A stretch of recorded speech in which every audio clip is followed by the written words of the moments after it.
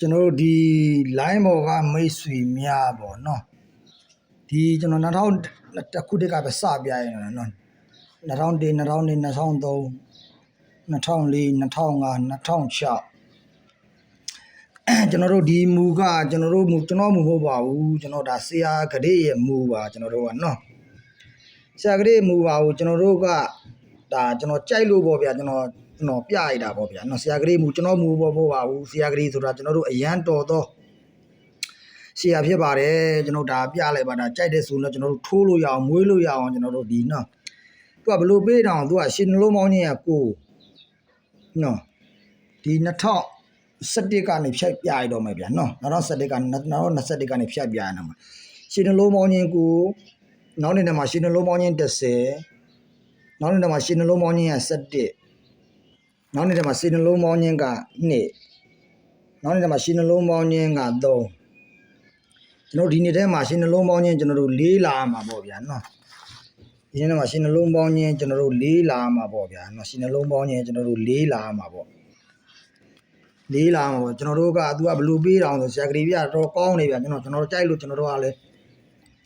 ကျွန်တော်ဟွာပြလဲတင်ပေးလိုက်တာပါကျွန်တော်ဆရာကလေးကနန်းနဲ့ကျွန်တော်နှစ်ကော်တဲ့မွေးရမှာဖြစ်တဲ့အတွက်ကျွန်တော်တင်ပေးလိုက်တာပါစေနာနဲ့ပေါ့နော်ကျွန်တော်တားလေးသားတဲ့ဆရာပေါ့ဗျာအဲ့မှာရှင်နှလုံးပေါင်းခြင်းကိုရှင်နှလုံးပေါင်းခြင်း3ညာရှင်နှလုံးပေါင်းခြင်းက1ရှင်နှလုံးပေါင်းခြင်းကကျွန်တော်တို့2ရှင်နှလုံးပေါင်းခြင်းကကျွန်တော်တို့3ရှင်နှလုံးပေါင်းဒီနေ့တဲ့4လာမှာပေါ့ဗျာနော်4လာမှာရှင်နှလုံးပေါင်းခြင်း4လာအဲ့ဒီမှာသူကဘလို့ပေးအောင်ဒီရှင်နှလုံးပေါင်းခြင်းကိုကျွန်တော်တို့ကဒီဘရိတ်က9အဲ့9ဒီ9နောက်ပိတ်နဲ့ဒီသူ့ဆောင်ကဘရိတ်ဒီသူကနောက်ပိတ်နဲ့ဖြစ်ပြီးရှင်နှလုံးပေါင်းခြင်းက9တဲ့နောက်နေ့တဲ့ဒီဘရိတ်ကိုအဲ့9ဒီအဲ့9နောက်ပိတ်နဲ့ရှင်နှလုံးပေါင်းခြင်းက3ည9ပြီးတော့ရှင်နှလုံးပေါင်း9ပြီးရှင်နှလုံးပေါင်းခြင်းက3ညပြီးတော့နောက်နေ့ထဲမှာဘရိတ်က9အဲ့9ဒီ9နောက်ပိတ်ပေးရမှာပါနော်နောက်ပြီးရှင်နှလုံးပေါင်းခြင်းက1 9 3ည1 9 3ည1ဖြစ်သွားပြီဖြစ်သွားပြီးတော့ကျွန်တော်တို့ဘရိတ်က9အဲ့9ဒီ9နောက်ပိတ်နဲ့ရှင်နှလုံးပေါင်းခြင်းက2ဆိုတော့ကျွန်တော်တို့ဒီမှာရှင်နှလုံးပေါင်းခြင်းပြီးခဲ့2005ဘရိတ်336ဒီဘရိတ်က2အဲ့2ဒီ2နောက်ပိတ်နဲ့ရှင်နှလုံးပေါင်းခြင်းက3ပေါ့ဗျာအဲ့ဒီနေ့တဲ့ဆိုကျွန်တော်တို့ဒီပွဲဆိုလို့ကျွန်တော်တို့ကဒါကျွန်တော်တို့ထိုးရမှာပါကျွန်တော်တို့ဒီဘရိတ်ဒီ35နှစ်ဒီဘရိတ်က3ညဘရိတ်ပါ3ညဘရိတ်ဆိုတာ3ညနောက်ပိတ်ပေါ့ဗျာနော်3ညနောက်ပိတ်ပါရှင်းရောရှင်းလားမသိဘူးကျွန်တော်ရှင်လုံးပေါင်းခြင်းကိုသူ့ဘရိတ်9ဒီ9နောက်ပိတ်နဲ့ရှင်လုံးပေါင်းခြင်းကိုဒါ10ကွယ်လိုက်ဘရိတ်က9အကူဒီနောက်ပိတ်ရှင်လုံးပေါင်းခြင်း10ကွယ်လိုက်ဘရိတ်က9အကူဒီ9နောက်ပိတ်နဲ့ရှင်လုံးပေါင်းခြင်း1ဒါ10ကွယ်လိုက်ဘရိတ်ဒီ9အကူဒီ9နောက်ပိတ်နဲ့ရှင်လုံးပေါင်းခြင်း2နော်10ကွယ်လိုက်အဲ့ဒါမှဒီဘရိတ်ဒီ2ဒီ2နောက်ပိတ်နဲ့ရှင်လုံးပေါင်းခြင်း3 10ကွယ်လိုက်အဲ့ဒီမှာပြေးသွား9 3ည1 2 3ဒီပြေးသွားပြီပြောနော်ရှင်နှလုံးပေါင်းခြင်း4ဆိုတော့ကျွန်တော်တို့ကရှင်နှလုံးပေါင်းခြင်း4လာမှာဗျာ4နဲ့ကျွန်တော်တို့ကဒီခုပွဲဆိုဘရိတ်ကဒီ3ညဒီ3ညနောက်ပိတ်အဲ့ဒီမှာကျွန်တော်တို့က10ကွယ်လမ်းကိုမယူပဲနော်ကျွန်တော်တို့ကထက်ချုပ်မယ်ဗျာနော်ဘလို့ချုပ်မအောင်ဆိုတော့ကျွန်တော်တို့ကဒီမယ်ရှင်သူ့ဘရိတ်ဒီ9အဲ့9ဒီ9နောက်ပိတ်နဲ့ရှင်နှလုံးပေါင်းခြင်း9ရှင်နှလုံးပေါင်း9ရသူ့ရှင်းနှစ်ကချင်းနေတဲ့ခါတခုတော့3ညခါတခုတော့3ညခါပေါ့ဗျာ3ညခါဘရိတ်ကခွန်အဲ့ခွန်ဒီခွန်ထိတ်နဲ့ရှင်နှလုံးပေါင်း9တော့ခွန်နဲ့9တော့ကနန်သူကကျွန်တော်ဒဲရတယ်ပေါ့ဗျာနော်ခွန်နဲ့9ပေါ့ရှင်နှလုံးပေါင်း9ဆိုတာဒီဘရိတ်ကတခုတော့3ညခါဘရိတ်ယူမှာ3ညခါကနန်3ညခါတော့ခွန်ဘရိတ်အဲ့ခွန်ဘရိတ်ကအဲ့ခွန်ထိတ်သွားမှာဗျာထိတ်တော့ရှင်နှလုံးပေါင်း9နဲ့ဘရိတ်က9ဒီ9နောက်ပိတ်နဲ့တကွက်ထွက်မှာပေါ့ဗျာနော်အဲ့မှာ9ပြီးတော့10ဆိုတော့သူကဒီဘရိတ်က9အဲ့9ဒီ9နောက်ပိတ်ရှင်လုံးပေါင်း10သူ့ရှင်နှစ်ကကနန်တခုတော့3ညခါဒီမှာ3ညခါကနန်တကွက်ပေါ့ဗျာနော်3ညခါတကနန်3ညခါတကွက်တော့3ညခါဘရိတ်ကဒီ9အဲ့9ဒီ3ညခါမလို့3ညခါဘရိတ်က9မလို့အဲ့9ဒီ9ထိတ်နဲ့ရှင်လုံးပေါင်း10ဆိုတော့9 1 9တော့ဒဲပေါ့ဗျာနော်ဒါဇေကောလန်းကိုထက်ချုပ်တာပေါ့နော်9ပြီးသွားပြီ10ပြီးသွားပြီ17ဆိုတော့ကျွန်တော်တို့ဘရိတ်ကဒီ9အဲ့9ဒီကျွန်တော်တို့ဒီ9ကနောက်ပိတ် ရှင်လုံးမောင်းရင်တစ်အဲ့သူရှင်နေကတခုသောတုံညာခါတခုသောတုံညာခါဒီမှာတုံညာခါတုံညာခါခဏဒီဘရိတ်ကတုံညာဒီတုံညာထိတ်နဲ့ရှင်လုံးမောင်းတစ်ဆိုတော့တုံညာတစ်ကိုတော့ခဏကျွန်တော်ဒဲပေါ့ဗျာနော်ဒီဘရိတ်ဒီကိုနောက်ပိတ်ရှေ့သူရှေ့နေကတခုသောတုံညာခါဘရိတ်ကတုံညာအဲ့တုံညာထိတ်ပဲလာမှာဗျထိတ်နဲ့ရှင်လုံးမောင်းတစ်ပေါ့ဗျာနော်အဲ့ရရှင်လုံးမောင်းကိုပြီးသွားပြီရှင်လုံးမောင်း30ပြီးသွားရှင်လုံးမောင်း1ဒါရှင်လုံးမောင်း2ပေါ့ဗျာနော်ရှင်လုံးမောင်း2တုံညာကိုဘရိတ်ကကိုအဲ့ကိုဒီကိုနောက်ပိတ်ရှင်လုံးမောင်းရ2အဲ့ကျရှင်နေသူရှင်နေကလည်းတခုသောတုံညာခါဒီမဲ့တုံညာခါဆိုတော့ကျွန်တော်တို့ကဘရိတ်က2ဗျာ2ဆိုတော့ကျွန်တော်တို့က2ထိပ်ပေါ့ဗျာ2ထိပ်နဲ့ရှင်မောင်းချင်း2ဆိုတော့2တုံညာ9တော့ခဏကျွန်တော်တို့ဒဲပေါ့ဗျာနော်ဒီဘရိတ်ကကိုနောက်ပိတ်သူရှင်နေကခဏတခုသောတုံညာခါမလို့ကျွန်တော်တို့တုံညာခါကနန်းကကျွန်တော်ဘရိတ်က2ဘလို့အဲ့2ဒီ2ထိပ်နဲ့ခြေပေါင်းချင်း2နဲ့ကျွန်တော်တို့ဒီဘရိတ်ကနောက်ပိတ်နဲ့သွားပြီဒါ2ပေါ့ဗျာအဲကြော2ပြီးသွား3တုံညာပြီးသွား1ပြီးသွား2ပြီးသွား3ပြီးသွားတုံညာပြီးသွား9ပြီးသွားတုံညာပြီးသွား1ပြီးသွားပြီ2ပြီးသွားဒါ3ပေါ့ဗျာအဲ့3ဆိုတော့ဒီမှာဘရိတ်က2ဆိုအဲ့2က2နောက်ပိတ်ဗျာနော်အဲ့ကြောဒီမှာ10ခွက်လိုင်းကိုသူရှင်နေကတခုသောတုံညာခါဗျာတခုသောတုံညာခါကိုကြည့်လိုက်ဗျာတုံညာခါဆိုတော့ဒီမှာတုံညာခါ9တုံညာဆိုတုံညာခါဆိုတော့ကျွန်တော်တို့10ဘရိတ်ဗျာအဲ့10ဘရိတ်ကကျွန်တော်10ထိတ်နဲ့သွားရမှာဗျာနော်10ထိတ်နဲ့သွားပြီးတော့ကျွန်တော်တို့ဘရိတ်ဒီ2နောက်ပိတ်နဲ့10ပေါင်းချင်း3နဲ့ဆို10 5နှစ်တော့ကနဒဲပေါ့ဗျာနော်တဲ့10ခွက်လောင်းထပ်ချုပ်တာပေါ့ချက်ဖို့တော့အဲ့ကျတော့ကျွန်တော်တို့9ပြီးသွားပြီ10ပေါင်း9ပြီးတော့10ပေါင်း3ညာပြီးတော့10ပေါင်း1ပြီးသွား10ပေါင်း2ပြီးသွား10ပေါင်း3ပြီးတော့10ပေါင်း4ဒီနေ့ထဲပေါ့ဗျာနော်10ပေါင်း4ဆိုတော့ကျွန်တော်တို့ကခုဝဲဆိုရင်ကျွန်တော်တို့ကဒီ3-5နှစ်ပေါ့ဗျာ3-5နှစ်ဆိုတော့ဘူးဘရိတ်ဆိုတော့3ညပေါ့3ညပြီ3ညနောက်ပိတ်ဗျာနော်3ညနောက်ပိတ်ဗျာ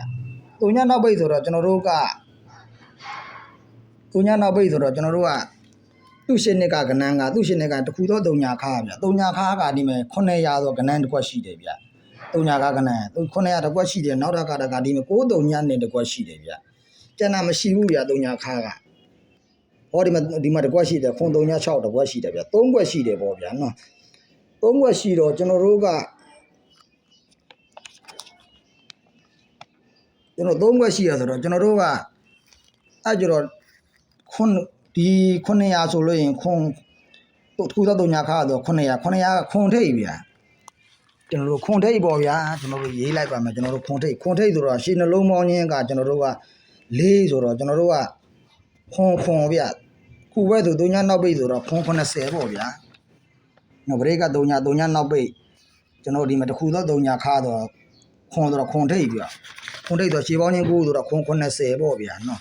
အဲ့ကြောင့်တခုသောတုံညာခါ2ထစ်တုံညာခါဆိုတော့2ပရိတ်ဆိုတော့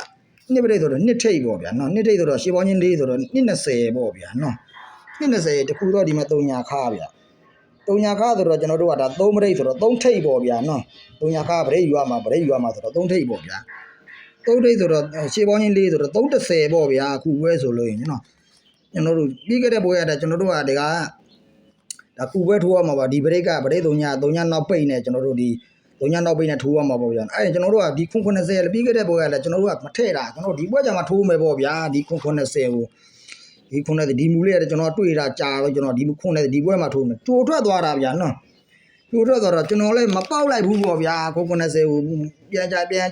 တုံညာပါတော့ကနပြန်ကြလဲရှိတာပေါ့ရှိတော့ကျွန်တော်ပြီးခဲ့တဲ့ဘွဲကကျွန်တော်မထိုးလိုက်900ပဲထုတ်လိုက်တာပေါ့နော်ခွန်90ကိုဒီဘွဲမှာကျွန်တော်ကဒီမူလေးနဲ့ကျွန်တော်က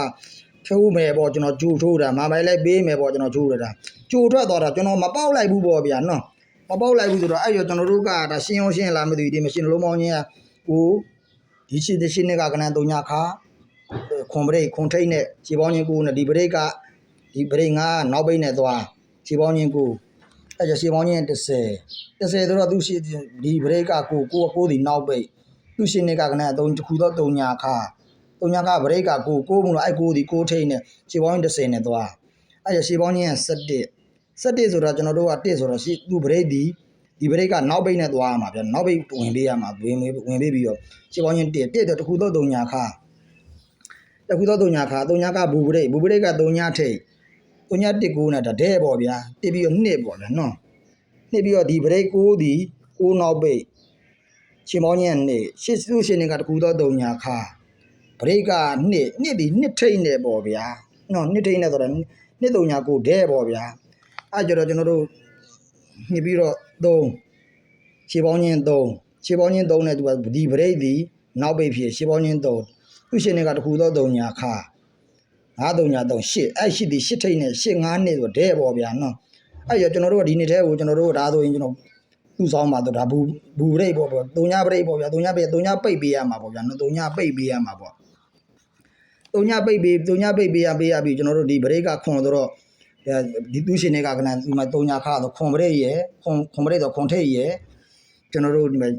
3ညခါဆိုနှစ်ထိတ်ရယ်ဒီမှာတခုတော့3ညခါ3ထိတ်ရယ်ဒီမှာနှစ်